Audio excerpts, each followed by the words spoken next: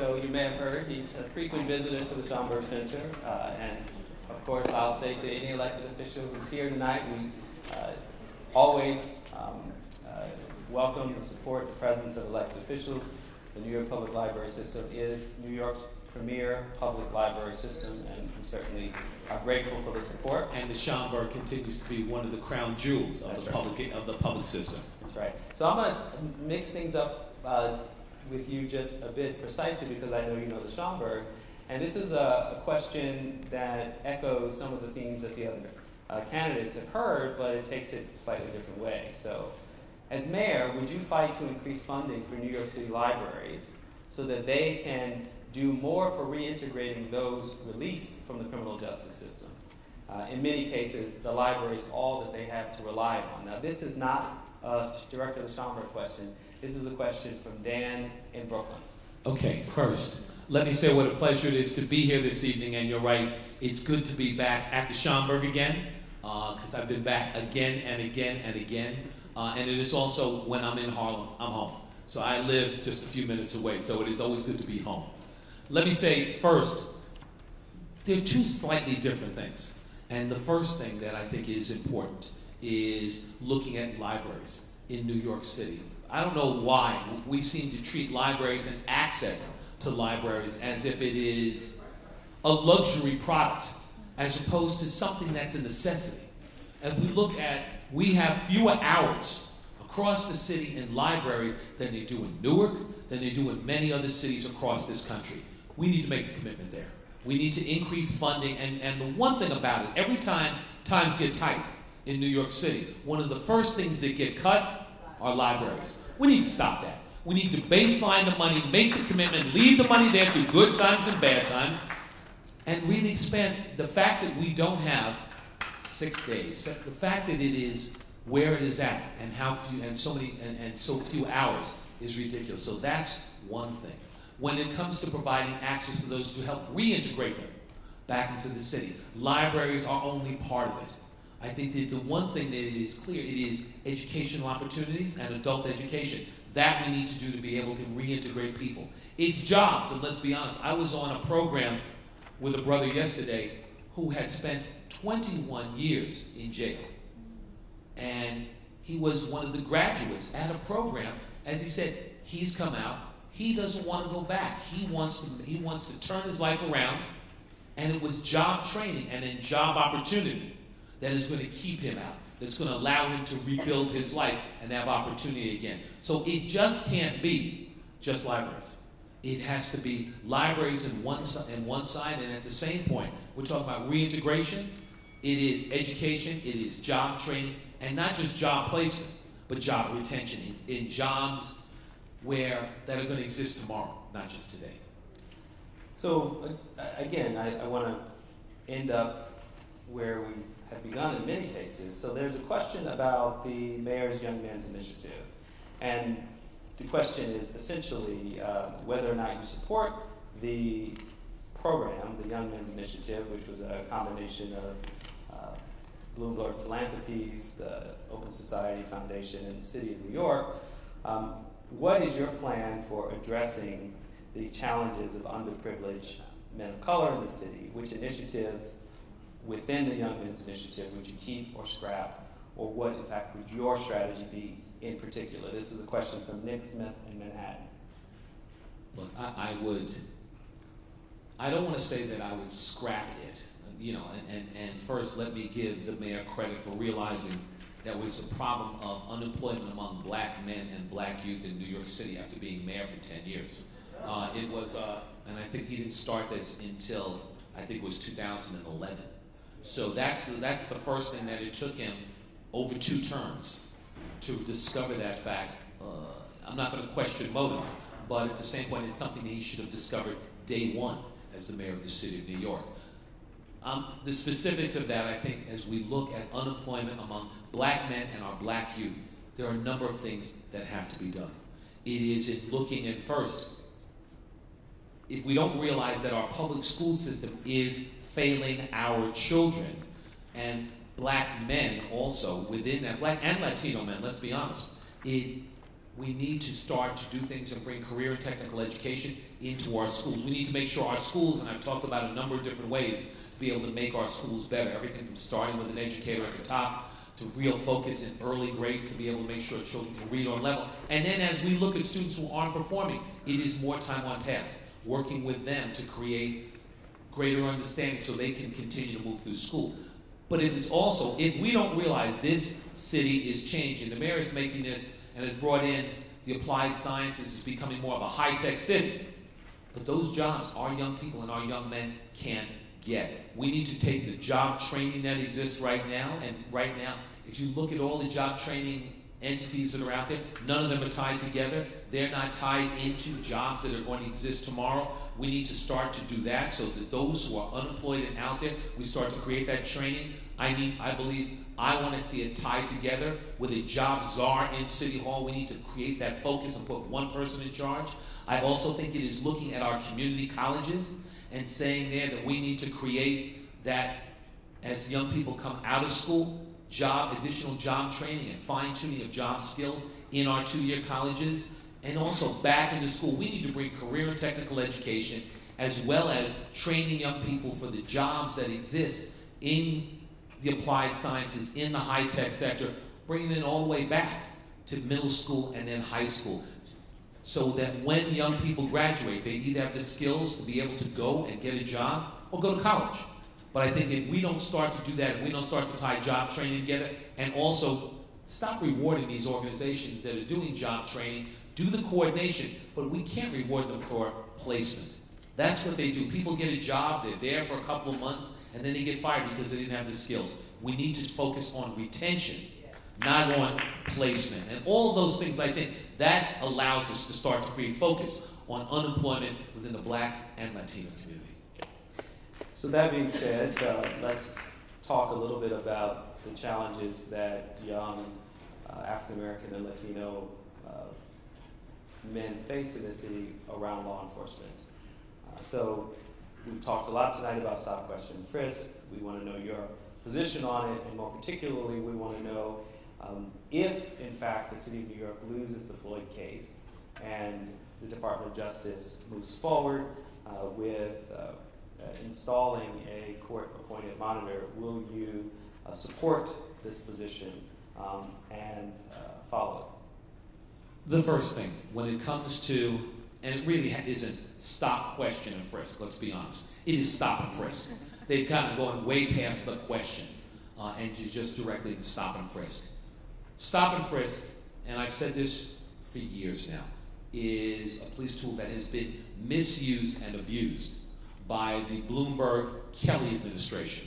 When we're seeing it, you're seeing it in the court case, it has become clear, and I will use the policing term, that performance indicators, performance goals are what drive that now. That's not the way it was designed, and right now I believe that the way things have been used, it hasn't fit within the constitutional safeguards that we are all entitled to, that have been developed around it. So stop and frisk has been misused by the police department. We need to get it away from those performance goals, and to be honest about it, away from quotas, because that's what's driving it right now. We need to stop that. I think it is important. I've talked about the necessity of going to a new era. I think we need to have police officers because there are every neighborhood in this city is entitled to safety, and we are seeing neighborhoods again that aren't receiving the safety that they are entitled to. You look at neighborhoods like Brownsville and Brooklyn and others, shootings are up, crime is up, people are there are scared again. It is wrong. We need to make sure everybody in this city is entitled to public safety. At the same point, stop and frisk, we need to stop the profiling and the quotas and the things that go into it. And yes, if a court monitor is appointed by the Justice Department, I would make it work. That would be the law. I would make it work. At the same point, it is the fact that it has had to come to this, the fact that we're in this position right now is outrageous.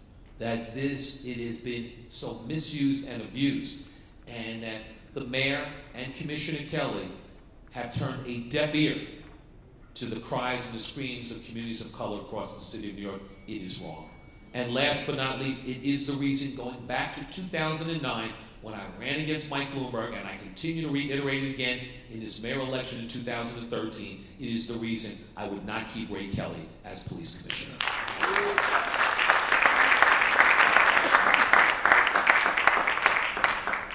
So I just asked this question of Mr. Albanese, and I'll ask the same question of you.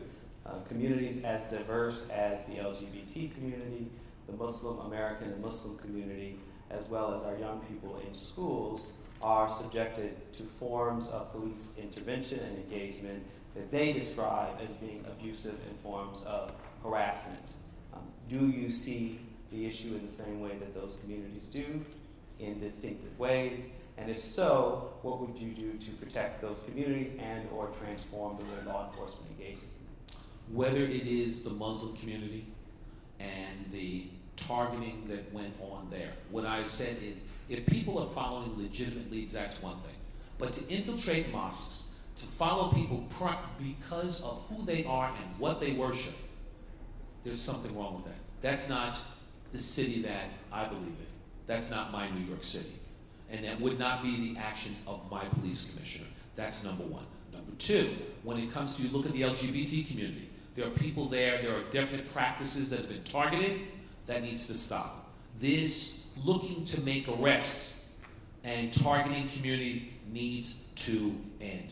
It is wrong. And as I point out, that's not, there's been a change. That's not the New York City that I believe in. That's not the New York City that we should have. And also, now within our schools, and I do have a little background when it comes to New York City's public schools. I was the former president of the New York City Board of Education.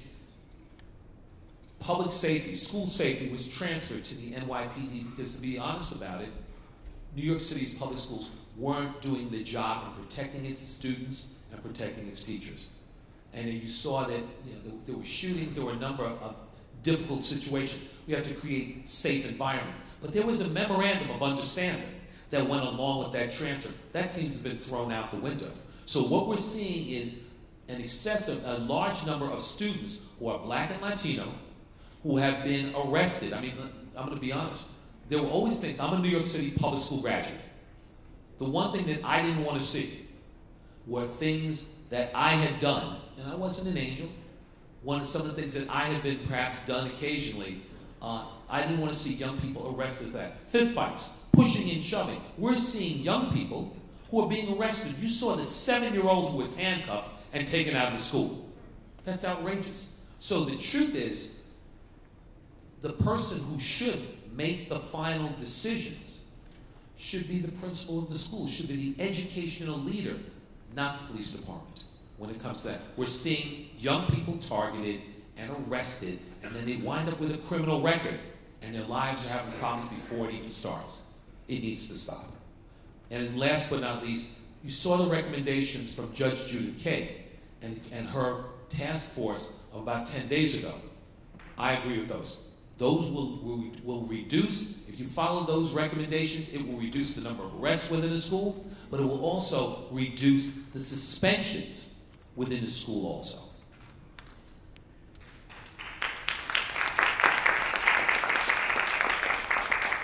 Police arrest for prostitution-related crimes. Police arrest people for prostitution-related crimes simply because they have condoms in their possession and confiscate condoms to use as evidence of prostitution. Both sex workers and social service providers inform us that this practice discourages condom use among sex workers and people profiled as prostitutes. There is a bill in the current New York State Legislature to disallow the use of condoms as evidence of prostitution. What is your position on this bill? We've gone to great lengths in the city of New York to try and reduce HIV/AIDS. Condom distribution, the city of New York pushes that heavily. And then to turn around and arrest and use condom possession as a reason for an arrest, as a reason for prostitution or other things, makes no sense. And if you also look, while the rate of reported cases of HIV/AIDS have declined, and if you look over the last 5 years, it's probably declined by 19%. It continues to go down. But also communities that are impacted where you're seeing 78% of Black and Latino communities are, or at least 78% of those who reported cases are Blacks and Latinos. And what continues to go up are Black women and Latinas. The rate and the incidence of HIV/AIDS continues to be at a very high level. Condom use drives that down. So anything that is done to discourage condom use and condom distribution makes no sense. And if anything, it leads to higher. It leads to people not carrying condoms. And then what you see is the rate that we're trying so desperately to continue to push down, particularly in communities of color, stays at an all too high level. It needs to stop there also. I want to shift our attention to issues of corrections. And again, you may have heard the questions earlier, but there are essentially two parts to the question. One is that recently the Department of Correction has expanded its capacity to keep people in solitary cells. There is independent evidence that the use of solitary confinement, particularly over 15 days, amounts to torture. And in the case of people with mental illness or young adults at the age of 16, the use of solitary confinement can contribute to irreparable harm. So what do you plan to do with regard to the new expanded capacity? Use it or not? Or do you have an issue with this new situation? I think there's some problems in it, but at the same point, you also need to make sure that corrections officers are safe. You need to make sure that, there are, let's be honest, there are other inmates who are dangerous to other inmates. And keeping them, while maybe not in solitary, but keeping them segregated and away from those that they could possibly harm does make sense. I don't know about, and it is something I have to pay look a little bit more into, the use of solitary and what are the alternatives to be able to do that. I think that some of the areas that you also would want to be careful in, where we have individuals who have mental illness, you'd want to see that gets treated, not that those individuals are put within solitary. That doesn't make any sense.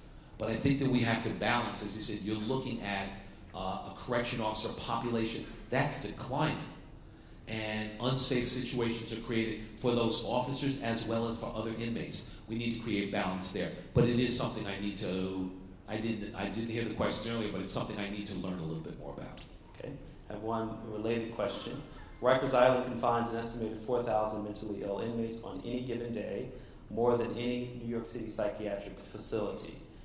Another community member wrote in as a question saying that the number of days and the cost per day for treating mental illness within our criminal justice system amounts to $70,000 per year.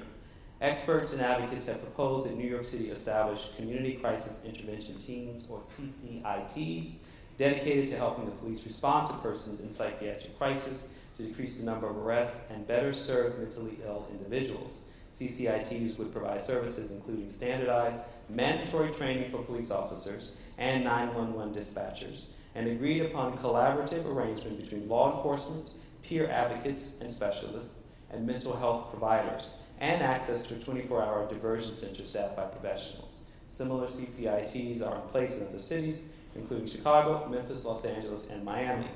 What is your position on establishing a similar CCIT program in New York City?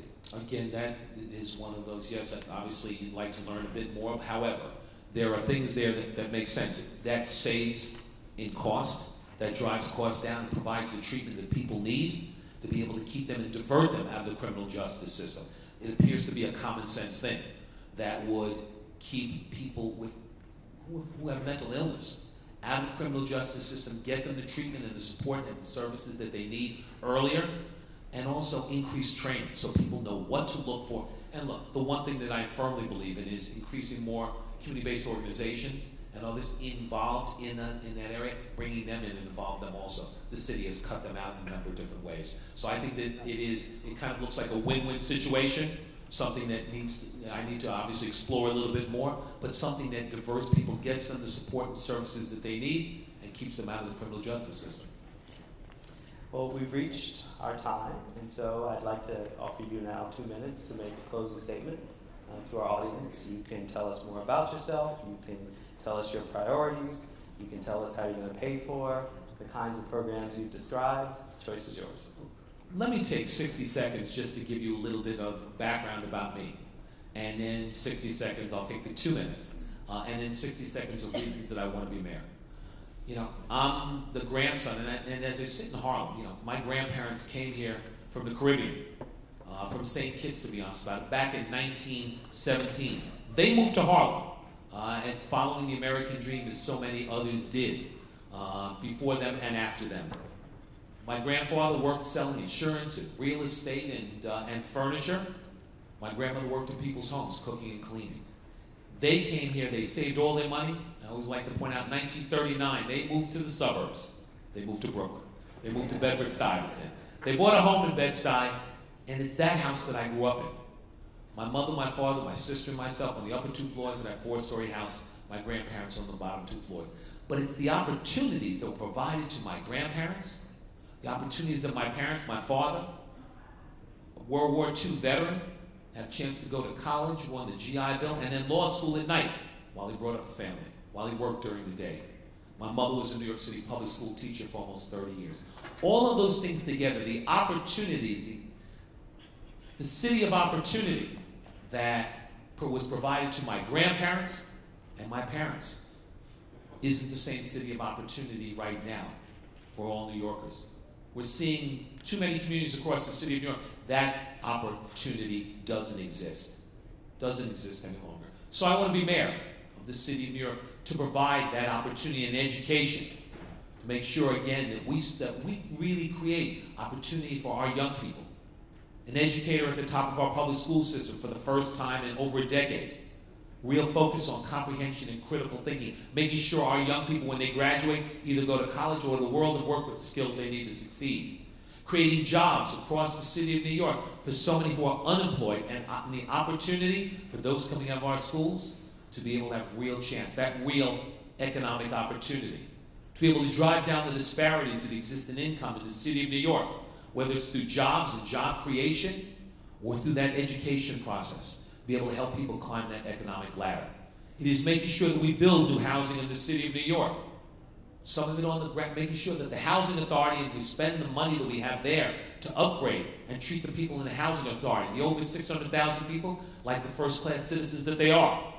But also to be able to look for new opportunities to be able, on the grounds of the housing authority, not to do luxury housing, middle and moderate income housing, so we can afford to live in this city. I want to be the mayor of the city for a number of reasons, but it is to restore that opportunity again, to make this the city of opportunity that it always was. And a lot of that is being lost right now. So, so we've got a little less, I think, than 90 days to the primary. I believe with your help, the help of so many others, I'm going to be the next mayor of the city of New York. And again, it's a pleasure to be here back in Schomburg. Thank you.